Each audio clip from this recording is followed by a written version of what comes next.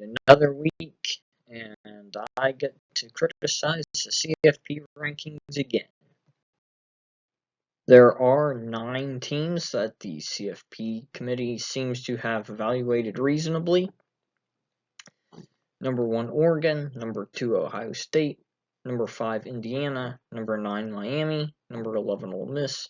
Number 15, Texas A&M. Number 16, Kansas State. Number 17, Colorado. And number 20, Clemson.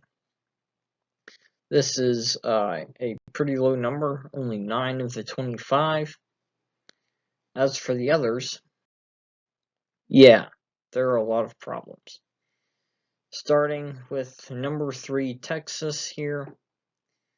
The CFP committee somehow came up with a top 25 ranking in which the number 3 team lost at home by 2 scores to the number 12 team and has no top 25 wins.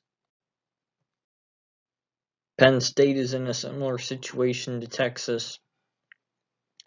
Tennessee has a similar schedule, although they lost to Arkansas but beat Alabama. Notre Dame has a loss to Northern Illinois, and yet all these teams are up there above Alabama and Georgia, which doesn't really make sense.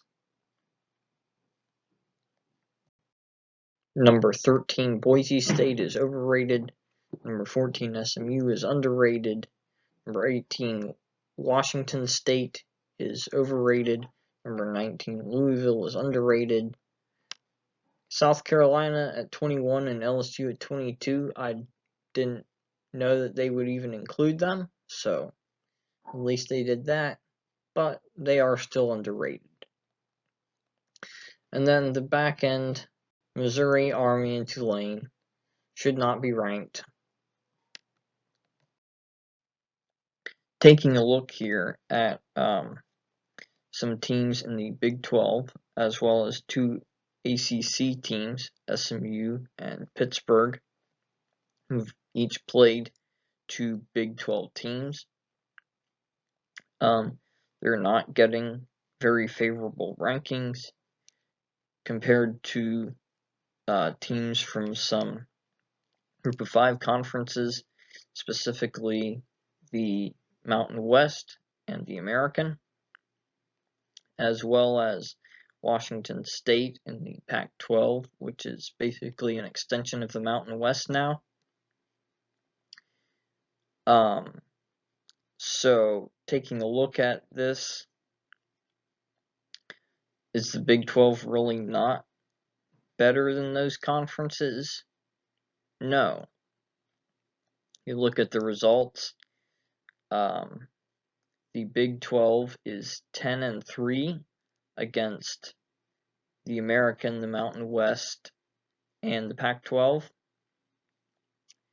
9 of those 10 wins are by at least 17 points.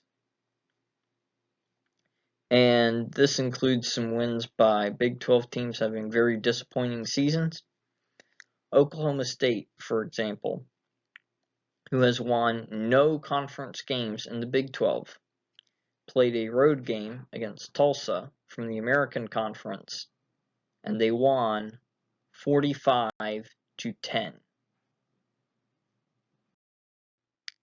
The ACC went 6-1 against those conferences, with 4 of the 6 wins being by more than 17 points.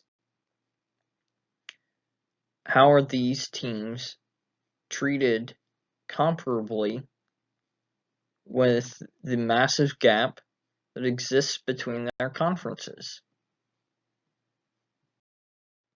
Going back to the big picture here, getting so many teams wrong is just ridiculous. Like 16 out of the 25 I'm looking at here and saying that was a miss. It's not just some outliers here and there, it's the norm. You can predict that they're going to get stuff wrong. Of course they are.